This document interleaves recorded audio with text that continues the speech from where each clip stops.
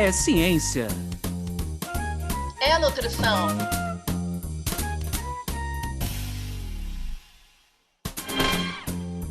É nutrição. É ciência. Ciência. Da nutrição. Sejam todos bem-vindos pela ciência. Sejam todos bem-vindos pela nutrição. Meu nome é Anderson Teodoro. E eu me chamo Luana Aquino.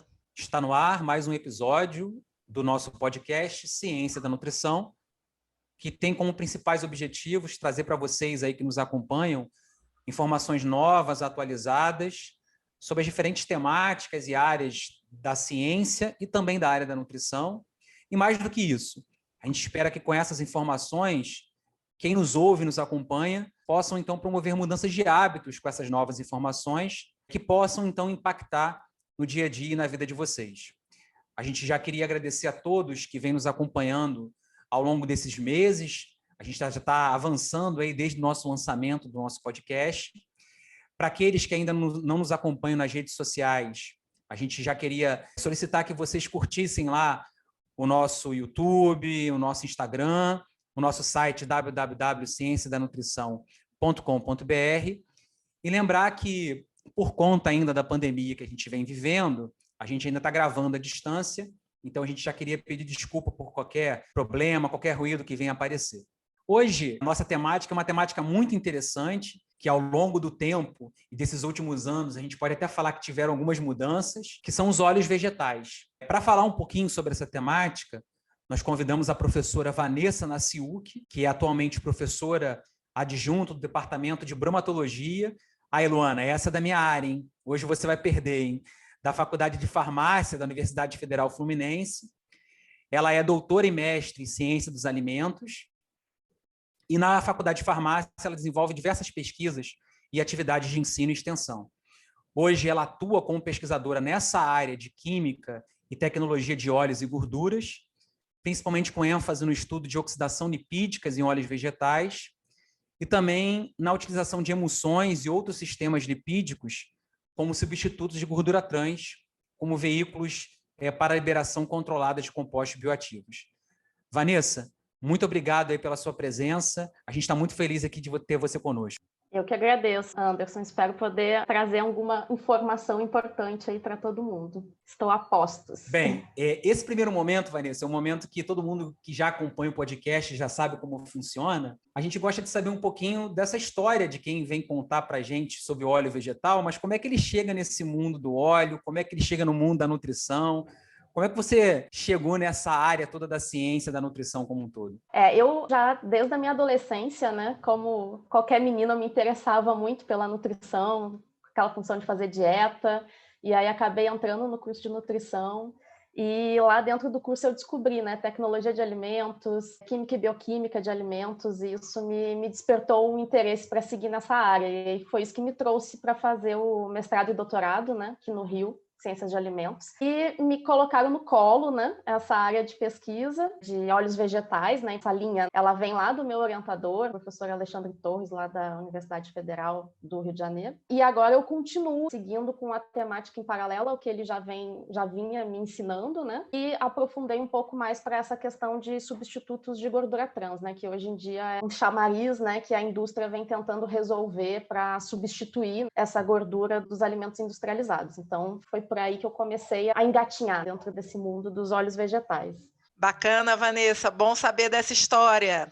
Agora, aproveitando aí que o doutor Anderson Teodoro está no lugar de conforto, eu aqui da saúde coletiva, um pouco mais complicada a situação, né? Bromato há mais de 10 anos atrás. Enfim, se você puder, dar umas orientações iniciais para mim, né? E para os nossos ouvintes, do que são esses óleos vegetais, né? Que tipos de óleos vegetais estão disponíveis para consumo alimentar e dentro de uma lógica geral aí da saúde, aproveitando a tua trajetória também num programa de pós voltado para isso, de forma geral, como é que a gente pode fazer boas escolhas?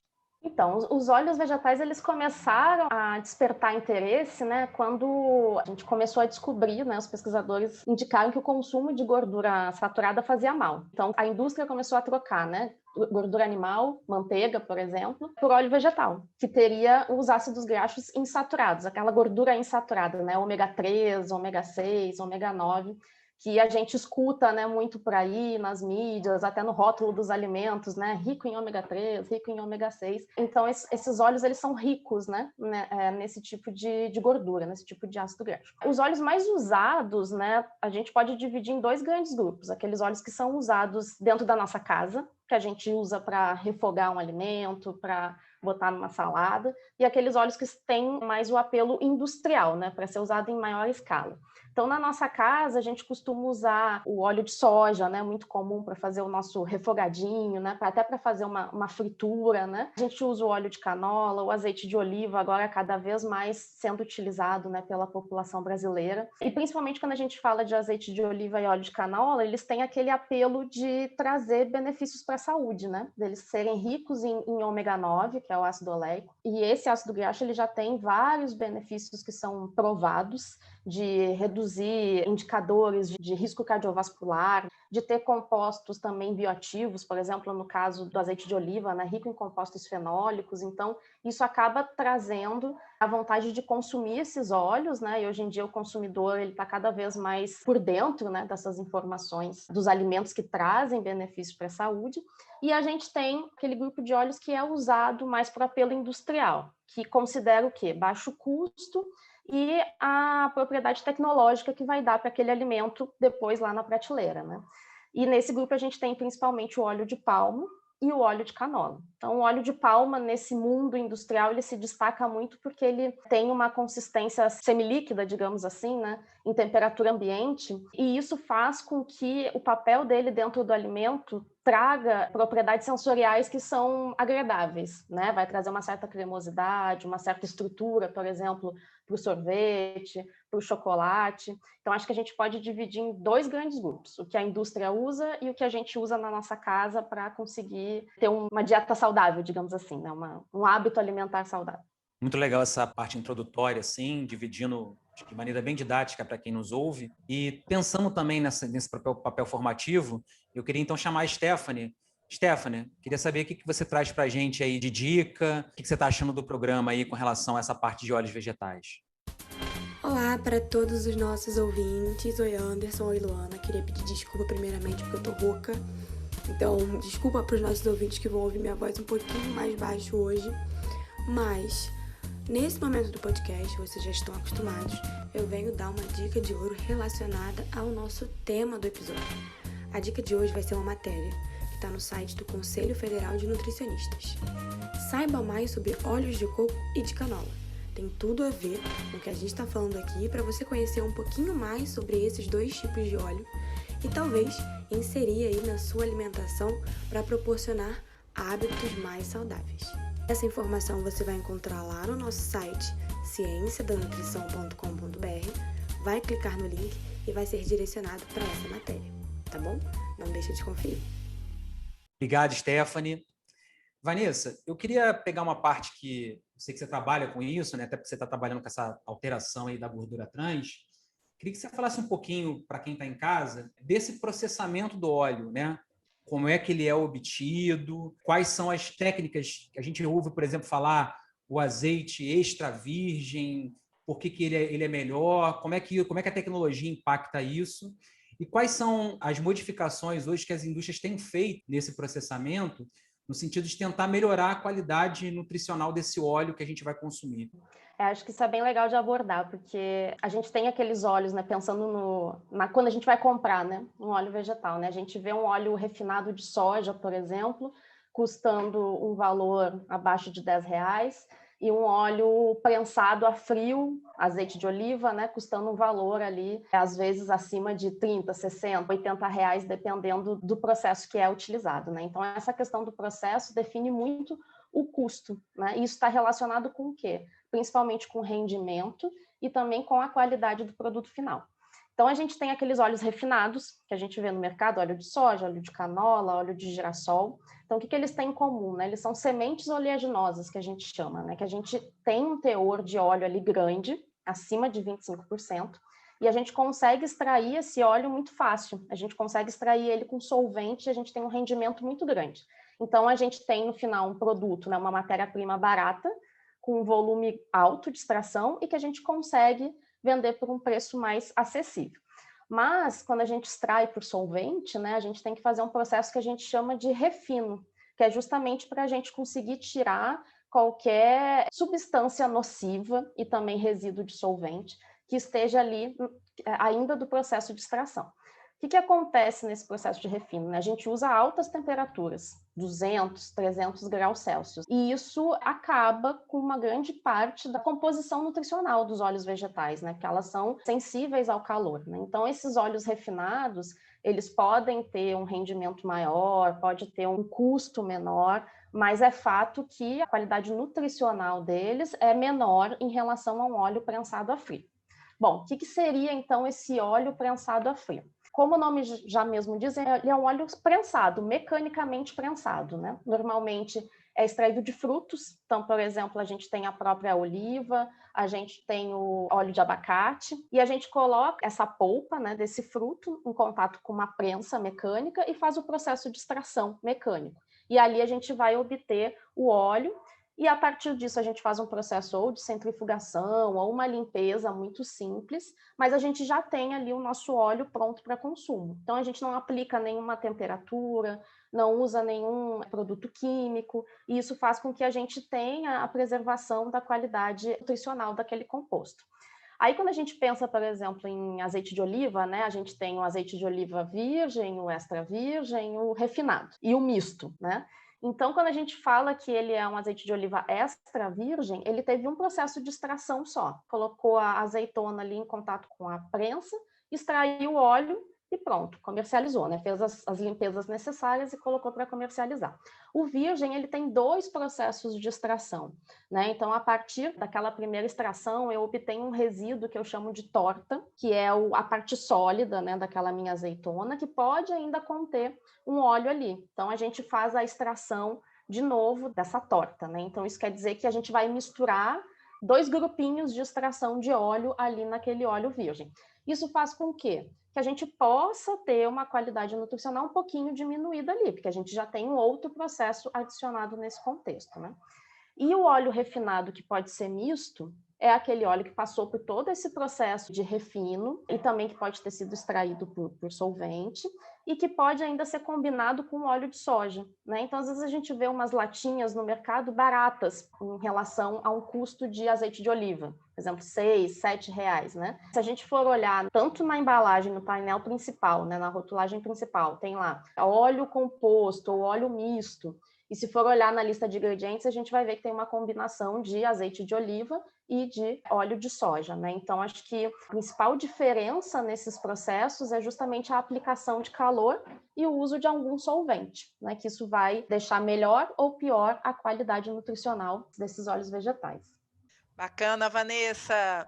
Bem, aproveitando aí e brincando com o meu colega Anderson, eu acho que agora eu tenho direito a uma pergunta 2 em 1, que a gente só faz uso desse trunfo aí quando o tema e a convidada são excelentes como você. Então, tá aprendendo rápido, hein? Vou te interromper, hein? Quem faz 2 perguntas em uma sou só eu, hein? Hoje eu tenho direito, querido. Deixa comigo. Tudo certo, Vanessa. Vamos disfarçadamente. Vamos lá.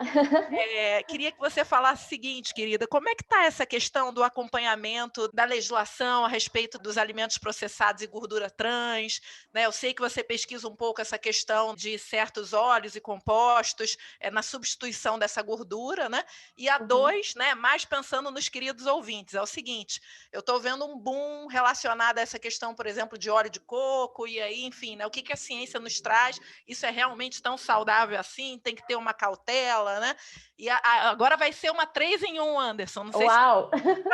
que é a questão do azeite, Vanessa. Tem que aproveitar que você está aqui, porque tem muita gente que tem dúvida, né? Tipo, aquela refogadinha rápida ali é um problema para o azeite? Chega na temperatura que não pode?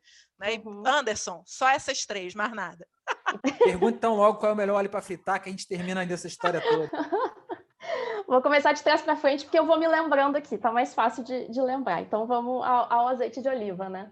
Por muito tempo, essa questão de usar o azeite de oliva em processo térmico, né? Seja para cozinhar, fazer um refogado, ou até mesmo para fritura, foi muito questionado, né? Porque a gente estaria trabalhando com óleo que tem uma qualidade nutricional boa e estaria fritando ele, né? Submetendo ao calor, então fazendo com que a gente perdesse essa qualidade nutricional, né? Mas se a gente for parar para pensar, por exemplo, lá na dieta do Mediterrâneo, né? Eles usam muito o azeite de oliva já nesses processos de cozimento, né? Processo doméstico na nossa própria casa, né? E com isso a gente começou a ver que esse azeite de oliva, ele trazia benefícios também durante o processo de fritura, né? Se a gente for pensar, né? Às vezes o pessoal tem muito aquela coisa do, ele tem um ponto de fumaça mais baixo, ou seja, começa a levantar aquela fumacinha mais rápido, e isso é um indicador de que o óleo está oxidando mais rapidamente. Então, se a gente comparar o azeite de oliva com o óleo de soja, por exemplo, o azeite de oliva levanta essa fumaça muito mais rápido que o óleo de soja. Mas o azeite de oliva ele tem uma capacidade de transferir compostos para o alimento que o óleo de soja não tem, né? Então, toda essa composição de compostos fenólicos, de ácido graxo ômega 9, de fitosterol, de vitamina E, vai ser transmitido para o alimento frito, né? Então, se a gente for comparar um alimento frito com azeite de oliva e um alimento frito com óleo de soja, o alimento frito com azeite de oliva, ou mesmo refogado, né? Ele tem um perfil, né? Uma qualidade nutricional, entre aspas, que a gente está falando de alimento frito, né? Um perfil ali de composição melhor do que o óleo de soja. Mas o que a gente tem que lembrar, né? É um processo de fritura, é um processo de aquecimento. Então, todas aquelas reações que acontecem em qualquer óleo vegetal vai acontecer no azeite de oliva também. Mas a gente tem a vantagem que a gente pode agregar uma composição melhor no alimento que teve contato com esse azeite no final do processo, né? Então, não é uma apologia ao uso do azeite de oliva para fritar, mas é um ponto ali que a gente pode ressaltar, né? Se você pode usar o azeite de oliva nesse processo, né? Por que não, né? Às vezes a gente fica na questão do custo, né? A pessoa não quer gastar um azeite que ela pagou 30, 60, 80 reais por um processo de fritura, quer guardar ele, preservar ele para usar em cima da salada, né? Então, fica muito essa questão do custo-benefício, né? E lembrando que o azeite de oliva mesmo, quando a gente for usar na salada, né, aonde a gente guarda ele lá na nossa cozinha, tem que ser bem cuidado, né? Não tem que ser exposto ao sol, tem que estar bem fechadinho para não entrar oxigênio, porque tudo isso vai também acelerar a degradação desse azeite, né? Então, se a gente não cuida, a gente não está ingerindo toda aquela qualidade nutricional que a gente pode aproveitar do azeite de oliva, né? Essa foi a última. Vamos à segunda, do óleo de coco. O óleo de coco é um mundo de controvérsias, né? A gente tem os aspectos positivos dele e tem os aspectos negativos, né? Por um tempo, acho que antes da pandemia, né, teve um boom de óleo de coco, né? Que indicavam para botar óleo de coco no cafezinho, óleo de coco no bolo, óleo de coco em vários lugares, né? O que a gente sabe do óleo de coco? Assim, com maior evidência, né? Que a gente tem um ácido graxo nele, que é o ácido graxo de 12 carbonos, que é o láurico, que ele tem um efeito negativo para a saúde. Isso é bem já comprovado, né? Para aumentar a chance de ter arteriosclerose, por exemplo, né? Ele é até chamado de ácido graxo aterogênico, né? Então, isso é fato. A questão é, quando que esse ácido graxo começa a fazer mal para a gente, né? A Organização Mundial da Saúde, ela recomenda que a gente tem que manter o teor, né, de ácido graxo saturado até 10% do valor calórico, do valor energético total da nossa dieta.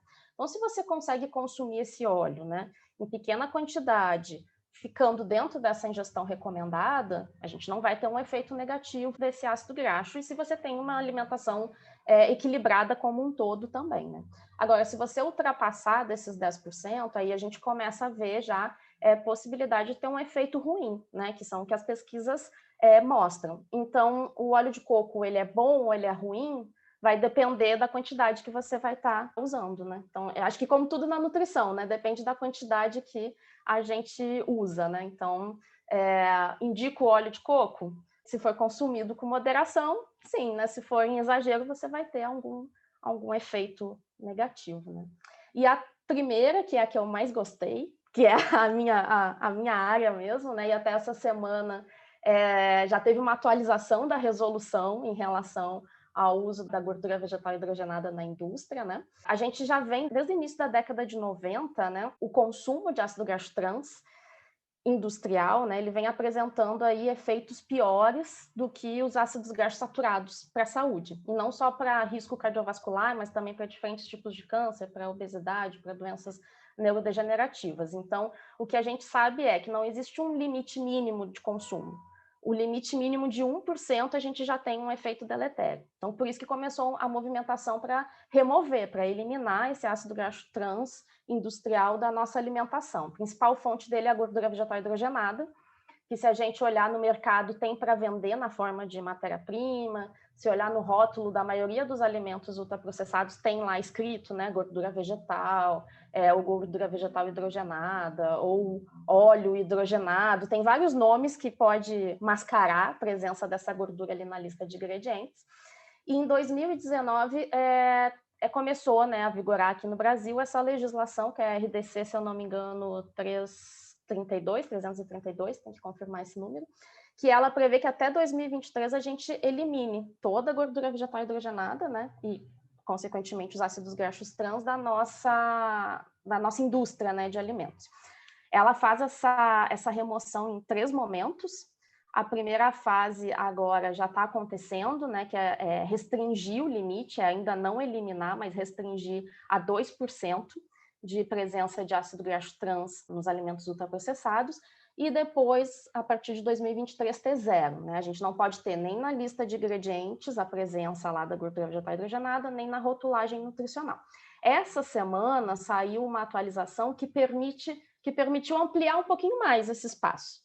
Né? Então, a gente tinha que até dia 1º de julho, por exemplo, os óleos vegetais não podiam mais ter nenhuma presença de ácido graxo trans na sua composição. Porque o ácido graxo trans nos óleos vegetais ele vem do processo de refino, né? Por causa da aplicação de calor, então pode ter ali também. O que essa nova legislação fala? Né? Ela fala que os óleos que foram produzidos até o dia 31 de junho, ainda podem ser comercializados, ou seja, normalmente um óleo tem uma validade aí em torno de 1 ano e meio, então mais 1 ano e meio para frente a gente ainda pode ter a presença de produtos óleos, né? E isso também teve um espacinho para produto mesmo, ultraprocessado, com a presença de ácido graxo trans. Então, essa margem que vai até 2023 provavelmente vai ser esticada um pouquinho mais, né? E assim a gente vai tentando engordar um pouquinho mais esse espaço, porque eu entendo que para a indústria substituir a gordura vegetal hidrogenada é um desafio tecnológico, nada a ver com nutrição, né? Tecnológico mesmo, porque é uma gordura barata, estável, e que dá toda aquela questão que o consumidor gosta, né, dentro de um alimento, né, a cremosidade, retém aroma, retém sabor, dá crocância, incorpora ar, então ela realmente um coringa, né, dentro da indústria de alimentos e um coringa barato. Então eu já esperava que iria ter essa prorrogação de prazo para se adaptar a essa resolução. Luana tá roubando hoje, né, Luana? Fala, 3 perguntas numa só, não tem problema, não. Vanessa, a gente sempre pede que o nosso convidado ele fale um pouquinho e escolha, na verdade, uma imagem que reflita um pouco o que ele pensa da área da nutrição, a área da ciência, a área que ele trabalha. Eu queria, então, que você descrevesse um pouquinho essa imagem que você escolheu para os nossos ouvintes. Ela vai estar disponível lá no nosso site, mas a gente queria saber o porquê da sua escolha dessa imagem. Uhum. Vou te dizer que tive trabalho para pensar nessa imagem, porque quando vocês falam o que representa, né, a ciência da nutrição para você em imagem, eu fiquei pensando, gente, o que representa para mim? Acho que eu nunca tinha parado para pensar, né? Mas essa imagem, para mim, eu dividi ela em três momentos, né? Que para mim é a ciência da nutrição, né? É justamente as escolhas alimentares, né? Uma escolha de uma alimentação saudável. O indivíduo em si, né? Como a genética desse indivíduo vai responder essas escolhas e como que as escolhas vão fazer a genética desse indivíduo responder também. E, por fim, a parte industrial.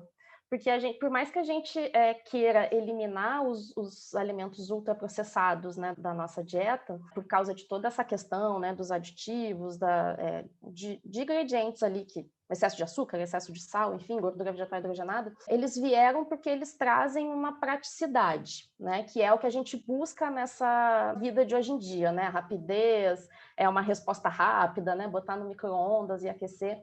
Então, para mim, a ciência da nutrição, ela vem de encontro em como aliar esses 3 momentos, né? Como eu vou aliar uma alimentação saudável com uma indústria de alimentos que eu preciso ter, porque ela garante alimentação para toda a população por um tempo mais prolongado, digamos assim, e aliar ainda a individualidade de cada um, né? Como que cada um vai receber essa resposta. Então, acho que o desafio é esse, porque às vezes a gente tem, talvez a Luana possa até ajudar aí, mas às vezes a gente tem uma questão de saúde pública, né, que a gente se preocupa com a população, mas a gente tem a questão mais tecnológica, né, que vai para o mercado, e qual é o produto que tem, e às vezes a gente vê que a indústria de alimentos, ela tenta melhorar dentro daquele contexto do ultraprocessado. O que ela faz? Ela substitui um açúcar por um adoçante, e aí a gente tem outro problema, ela vai substituir a gordura vegetal hidrogenada por um outro tipo de gordura, talvez um óleo de coco, um óleo de palma, que vai ser consumido em excesso e vai trazer um outro problema. Então, acho que falta unir, né, essas duas vertentes, né, a coletividade e a parte da tecnologia, para a gente conseguir desenvolver realmente produtos que sejam palatáveis e saudáveis, né, para a população e baratos, né? Ah, Luana, quando o papo tá bom, essa musiquinha vem dizer pra gente que a gente tem que terminar. Pois é, Anderson, mesmo eu roubando, quebrando as regras, ainda assim, né? Queria muito agradecer, foi muito agradável, maravilhoso, aprendi demais com a Vanessa.